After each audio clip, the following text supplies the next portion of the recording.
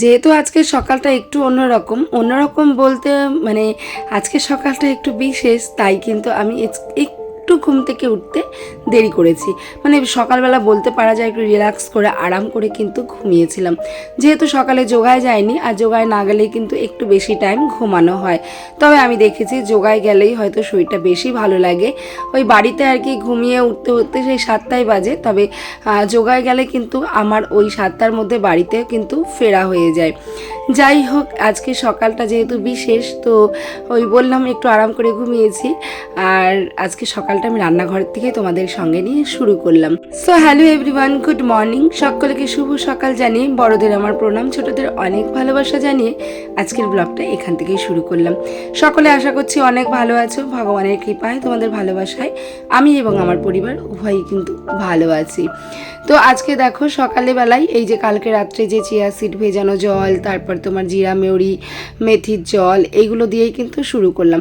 আর প্রত্যেক দিনের সকালটা কিন্তু আমার এগুলো দিয়েই শুরু হয়। তবে কি জানো, মানে খাওয়া দাওয়ার আর এবার কিছুতেই পরিবর্তন করতে পারছি না, আর ওজনটা না কিছুতেই কমাতে পারছি না। মানে খাওয়া খেতে এত ভালো লাগছে, আর যেটাই সামনে দেখছি সেটাই খেয়ে নিচ্ছি। তো এরমভাবে করতে করতে কিন্তু ওজনটা বেশ বেড়ে গেছে। তবে কন্ট্রোল আর নিজেকে করতে পারছি না। আর বাড়ির লোক সবাই আর কি সাপোর্ট করছে যে না, খাও খাও, খাওয়া ভালো, খাও। তবে আমি তো জানি যে বেশি খাওয়া কতটা ক্ষতি। তবে বেশি খাই না, আর কিন্তু আমার যতটা খাওয়ার দরকার হয়তো আমি তার থেকে একটু বেশি খেয়ে ফেলছি। এই কারণে আমার কিন্তু আর ওজনটা একদমই ম্যানেজ হচ্ছে না, আর একদমই কিন্তু কমাতে পারছি না। যাই হোক, সকলের জন্য, মানে সকলে বলতে ওই দাদা ভাইয়ের জন্য আর শাশুড়ি মায়ের জন্য করে নিয়েছি একটু লাল চা, আদা দিয়ে রচা, আর সেই সঙ্গে আমার জন্য একটু গ্রিন টি আমি ঢেকে রেখেছি, ওটা খাবো পরে। তো তোমাদের দাদাভাইকে জানো তো অনেক বলি সকালবেলা একটু গ্রিন টি খেতে, কিন্তু ও কিছুতেই খাবে না। ওর নাকি সকাল সকাল গ্রিন টি খেলে মুড নষ্ট হয়ে যায়। ওর নাকি এরকম মানে মিষ্টি মিষ্টি চাই, সকালবেলা ভালো লাগে। তবে যাই হোক, সব জিনিস তো জোর করে হয় না, ওষুধটা হয়তো জোর করে খাওয়ানো যায়। তাছাড়া খাবার দাবার কিন্তু যার যার মুখের রুচি অনুযায়ী শেষে খায়। আর তোমাদেরকে সকালে বললাম না, আজকে একটু বেশি ব্যস্ত, বিশেষ একটা দিন। তো ব্যস্ততার কারণে ওই চা খাওয়া পর্যন্তই তোমাদের সঙ্গে ছিলাম। তারপরে কিন্তু অনেকটা সময় আর তোমাদের সামনে আসিনি। এখন বাজে দুপুর 12টা। তো আবার অনেকটা টাইম পরে তোমাদের সামনে আসলাম। সকালে এর মাঝখানে কিন্তু আমার ডাল ভাত রান্না করে সমস্তটা খাওয়া হয়ে গিয়েছে। আর আজকে এখন কিন্তু এই যে তোর জোর করে রান্না শুরু করে দিয়েছি। তার আমি স্নানটাও কিন্তু করে নিয়েছি। আর স্নানের আগে সমস্ত কিছু কেটে বেটে ধুয়ে রেডি করে তারপরে কিন্তু স্নানটা করেছিলাম। আর যেহেতু আজকে অনেক কিছু রান্না করব, সেহেতু কিন্তু অনেকটা সময় লাগবে আমার। তো এই কারণে আমি আর কোনো দেরি করিনি, কেটে বেছে ধুয়ে পরিষ্কার করে তারপরে কিন্তু স্নান করে আবার দেখো রান্নাঘরে চলে এসেছি। আর পুজোর দায়িত্বটা এখন অন্বেষা নিয়েছে, যেহেতু ওর পরীক্ষা শেষ, বাড়িতেই আছে, কোনো কাজকর্ম নেই, সেহেতু কিন্তু পুজোর দায়িত্বটা ওকেই দিয়েছি। আর পুজোটা দিচ্ছি বলে জানো তো আমার কাজটা না অনেকটা হালকা হয়ে গেছে, অনেকটা এগিয়েও যাচ্ছে জানো তো। তো আজকে হলো আমার ছেলের ঈশানের জন্মদিন। আজকে হলো ওর 14 বছর পূর্ণ হলো, ও 15 বছরে কিন্তু পা দিল আজকের থেকে। দেখতে দেখতে কিন্তু অনেকটাই বড় হয়ে গেল। এই কারণেই ওই তোমাদের বলছিলাম না সকাল থেকে বিশেষ দিন বিশেষ দিন, তো এটাই হলো সেই বিশেষ দিন। আর আজকের দিনে অনেক কিছু মানে ঘরোয়া রান্না করে ওকে যতটা সামর্থ্য পেরেছি আমাদের মতো মধ্যবিত্ত ঘরের পরিবারে, ঠিক আমি ততটাই করে দেওয়ার চেষ্টা করেছি। তবে মা তো মন থেকে ইচ্ছা হয় আরও অনেক অনেক কিছু করতে। তবে যতটুকু সামর্থ্য অনুযায়ী কিন্তু আমরা করব। সামর্থ্য অনুযায়ী যতটা পেরেছি ততটাই করার চেষ্টা করেছি। আর বাবু কিন্তু বিরিয়ানি খেতে ভীষণ ভালোবাসে। তবে আমাদের বাড়িতে শুধু আমি আর ঈশানই বিরিয়ানি খাই। তাছাড়া অন্বেষা বলো, অন্বেষার বাবা বলো, আমার শাশুড়ি মা বলো, কেউই বিরিয়ানিটা পছন্দ করে না। তো এই কারণে ওই সবার জন্য ওই সবার কথা আর কি মাথায় রেখে ফ্রাইড রাইস বসিয়েছিলাম। তো ফ্রাইড রাইসের চালটাও কিন্তু আগেই আমি ভিজিয়ে রেখেছিলাম, এতে করে রাইসটা বেশ ভালো হয়। আর এইদিকে দেখো আগে কড়াইতে তেল দিয়ে পাঁপড়টা ভেজে নিয়েছি। যেহেতু এরকম আবার ভাজাভুজি করতে গেলে ওই তেলে পাঁপড়টা ভাজলে অতটা ভালো হয় না, কেমন লাল লাল লাল লাল একটা রং হয়ে যায়, দেখতে ভালো লাগে না। তো এই কারণে আগে পাঁপড়টা ভেজে এবার ওই তেলে আস্তে আস্তে এক এক করে সমস্ত রকম ভাজাগুলো কিন্তু করে নিয়েছি। আর আজকে ভাজার মধ্যে ছিল তোমার মাছ ভাজা, ভেন্ডি ভাজা, পটল ভাজা, আলু ভাজা, কুমড়ো ভাজা, বিভিন্ন রকম আর কি ভাজা ছিল, প্রায় 6-7 রকমের কিন্তু ভাজা ছিল। তো এক এক করে সমস্ত ভাজাগুলো রান্না করে নিলাম। আর দেখবে যদি কেটে বেছে গুছিয়ে এগোনো থাকে না, তাহলে বন্ধুরা জানো তো মানে রান্না করতে কিন্তু একদম সময় বেশি লাগে না। রান্না কিন্তু ওই কড়াইতে দেবো আর ঝটপট কিন্তু হয়ে যাবে। আর আজকে এনেছিল একটু মাটন, তো ফ্রাইড রাইসের সঙ্গে একটু মাটন কষা করবো, অল্প করেই এনেছিল। তো আর মাটনটাও জানো তো আমি না আগে মশলা ভালো করে মেখে তারপরে কিন্তু ম্যারিনেট করে রেখেছিলাম, এতে করে মাটনটা কিন্তু খুব সফট আর নরম আর জুসি হয়েছিল, খেতে কিন্তু খুব ভালো লেগেছিল। ওদিকে মাটনের আলুটা ভাজা বসিয়ে দিয়েছি, আর এদিকে আরেকটা কড়াইতে কিন্তু আমি একটু টমেটোর চাটনি বসিয়ে দিয়েছি। আর আমাদের বাড়িতে বলো তো কি নর্মাল দিনই বলো আর যাই বলো না কেন, মাংস হলে একটু চাটনিটা না সবাই পছন্দ করে, খেতে চায়। আর আজকে তো যেহেতু বিশেষ দিন, আর বিশেষ দিনের পাতে চাটনি থাকবে না এটা কিন্তু কিছুতেই হতে পারে না। তো ওদিকে চাটনিটা বসিয়ে দিলাম, শুকনো লঙ্কা 5 ফোড়ন একটুখানি ফোড়ন দিয়ে টমেটোগুলো দিয়ে কিন্তু একটু ঢাকা দিয়ে রাখলাম। ওই টমেটোর থেকে যা জল উঠবে ওতেই কিন্তু চাটনি হয়ে যায়। আর এক্সট্রা করে কিন্তু আমি কখনোই টমেটোতে বা যে কোনো চাটনিতে আর কি জলটা খুব একটা ব্যবহার করি না, আমি আমের চাটনিতে একটু ব্যবহার করি, ব্যাস ওটাই। এদিকে মাটনের আলুগুলো ভাজা হয়ে গেছে, হয়ে ওই যে ম্যারিনেট করা যে মাটনটা ওটাও দিয়ে দিচ্ছি। ওই যে বললাম না গুছিয়ে রাখলে কিন্তু রান্না করতে খুবই সুবিধা হয়। দেখতেই পাচ্ছ একবার এই উনুন নাড়া দিচ্ছে, একবার ওই উনুন নাড়া দিচ্ছে, কিন্তু আমার কিন্তু কোনো সমস্যাই হচ্ছে না, একদম সুন্দরভাবে কিন্তু রান্নাগুলো করে নিচ্ছি। এদিকে মাটনটা ঢেকে দিয়ে দিলাম কষানোর জন্য, আর এটা আস্তে আস্তে কষা হোক, আর একটু পরপর কিন্তু নাড়া দিলেই হয়ে যাবে, আর কোনো ঝামেলাও ওতে নেই। আর এখানে দেখো আমি একটুখানি চাটনি যে বসিয়েছি, এই জন্য আমার ছেলেই কুড়িয়ে এনেছিল অনেক দিন আগে বাতাসা, ওই কীর্তনের থেকে বাতাসা, তো সেটা দিয়ে দিলাম। আর সঙ্গে দিয়ে দিয়েছিলাম একটুখানি কিশমিশ আর আমসত্ত্ব। আর আমসত্ত্ব দেওয়ার জন্য চাটনির স্মেলটা এত ভালো হয়েছিল, খেতে কিন্তু ব্যাপক লেগেছিল, আমার কাছে তো খুব ভালো লেগেছিল। আর বাড়ির প্রত্যেকেও কিন্তু খেয়ে ভীষণ ভালো বলেছিল। আর এদিকে দেখো মাটনটাও আমার প্রায় কষা হয়ে গেছে আর কি, হওয়ার মুখে। তারপরে আমি দিয়ে দিলাম আলুগুলো দিয়ে বেশ খানিকক্ষণ নাড়াচাড়া করে ঢেকে কিন্তু আবারও বেশ খানিকক্ষণ কষিয়ে নেব। আর কষাতেই কিন্তু আমার আলুগুলোও সেদ্ধ হয়ে যাবে, আর এদিকে মাটনটাও কিন্তু ফুলফিল রান্না হয়ে যাবে।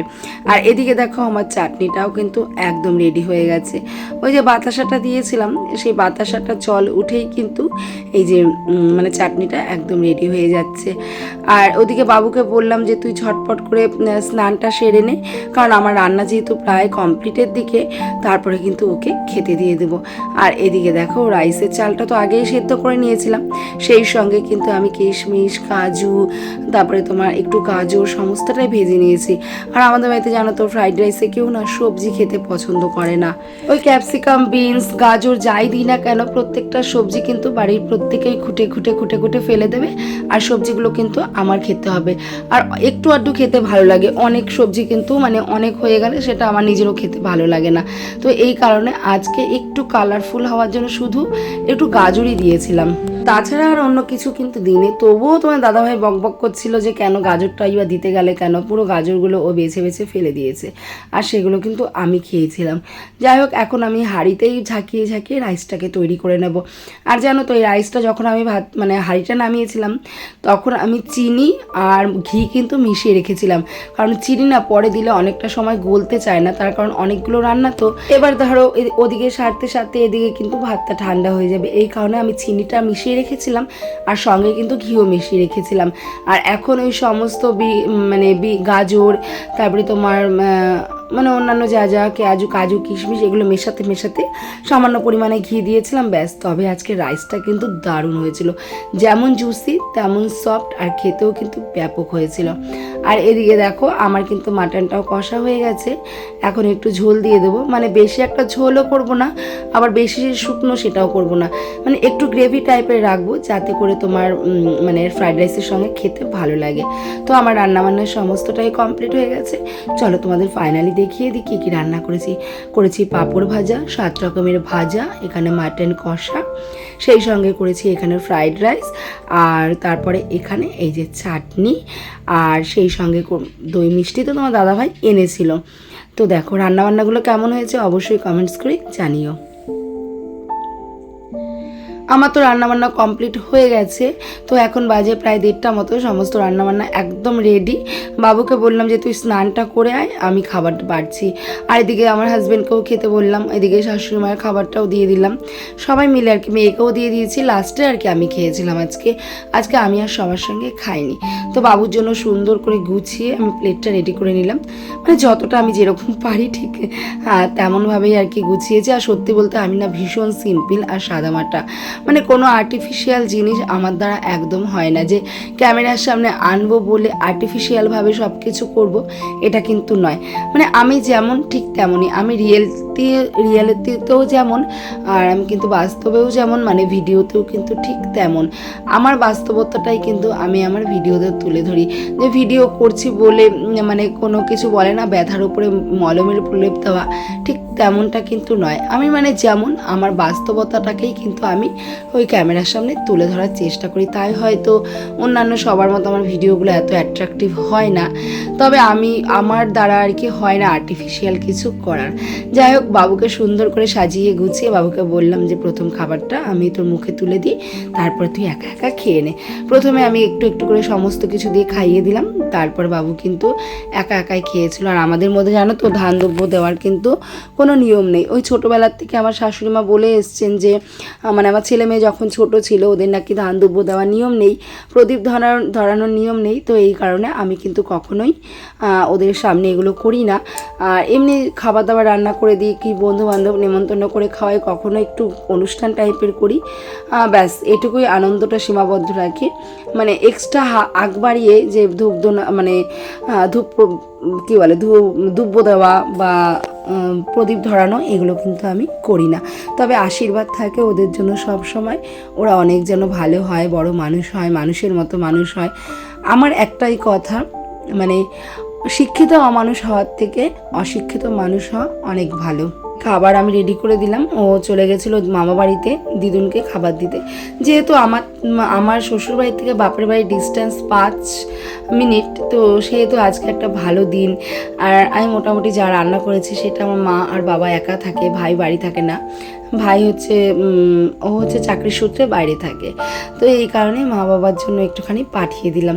আর তারপরে জানো তো খাওয়া দাওয়ার পরে আর ভালো লাগছিলো। ওই সকালে একবার রান্নাবান্না করে সমস্তটা গুছিয়ে ঘরটার মুছে পরিষ্কার করে আবার রান্না করে একদম ক্লান্ত হয়ে পড়েছিলাম, আর ভালো লাগছিল না, শুয়ে পড়েছিলাম। এখন না বিকেলবেলা মানে সমস্ত এঁঠো বাসন টাসন ফেলে দিয়েই বলতে পারো শুয়ে পড়েছিলাম।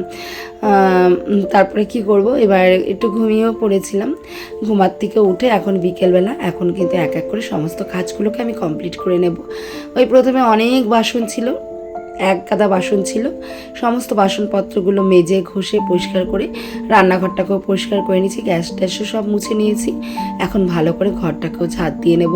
আর যেহেতু একটু বাদেই সন্ধ্যা লেগে যাবে, সেহেতু এখনই আমি একদম ঘরটা পরিষ্কার করে ঝাঁট দিয়ে নিই, তাহলে কিন্তু আমাকে সন্ধ্যাবেলা আর ঝাঁট দিতে হবে না। ওই রাত্রেবেলা শোবার সময় আরও একবার ঝাঁট দিলেই কিন্তু ব্যাস ঘর দুয়ারগুলো একদম পরিষ্কার থাকবে।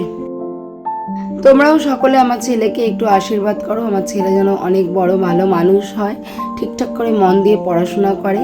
আমরা সব মা বাবাই চাই যে বাচ্চারা যেন ভালো করে পড়াশোনাটা করে। যাই হোক, ও যেন ভালো মতো পড়াশোনা করে, তোমরা একটু আশীর্বাদ করো আজকের দিনে। তো আর কেক টেক আর সেরমভাবে আনা হয়নি, খাওয়া দাওয়াটাই যা হয়েছিল। তারপর ও তো স্যারের বাড়ি চলে গেছিলো, স্যার ওকে গিফটও করেছে। স্যার বারবার ফোন করছে যে ঈশান তুই আয়, আমি তোকে একটু উইশ করবো, একটু মানে আশীর্বাদ করব। তো পাঠিয়ে দিয়েছিলাম বিকেলবেলা, ওকে পাঠিয়ে দিয়ে আমি সংসারের কাজগুলো করছিলাম। আর ফোনে তো অজস্র মেসেজ আর স্টোরি চলেই আসছে। ছেলে তো বেজায় খুশি, বলছে মা দেখো সবাই আমাকে উইশ করছে আর সবাই আমাকে আশীর্বাদ করছে। আমি বললাম হ্যাঁ, জীবনে আর যাই করো কারোর অভিশাপ নিও না, সবার আশীর্বাদটুকু নিও, ব্যাস তাহলেই কিন্তু তোমার জীবনের রাস্তাটা পরিষ্কার থাকবে। ভগবান কিন্তু মানুষ রূপেই আসে আমাদের আশীর্বাদ করতে, তাই আমাদের সবসময় খারাপ কাজগুলোকে জীবন থেকে একদম বহিষ্কার করে দিতে হবে, ভালো কাজকর্ম নিয়ে কিন্তু ব্যস্ত থাকতে হবে। ঘরটার ভালো করে ঝাড়মার দিয়ে এখন ওই দুটো বিছানার চাদর না ওই সকালবেলা কেচে দিয়েছিলাম, তো ওই বিছানার চাদরগুলোকে সুন্দর করে ভাঁজ করে নেব, ভাঁজ করে কিন্তু জায়গায় রেখে দেবো। আর ইতিমধ্যে কিন্তু ঈশানও চলে এসছে ওই পড়ার ব্যাচের থেকে। তো ওকে কি গিফট দিল স্যার, চলো তোমাদের দেখাই একবার কি গিফট দিল।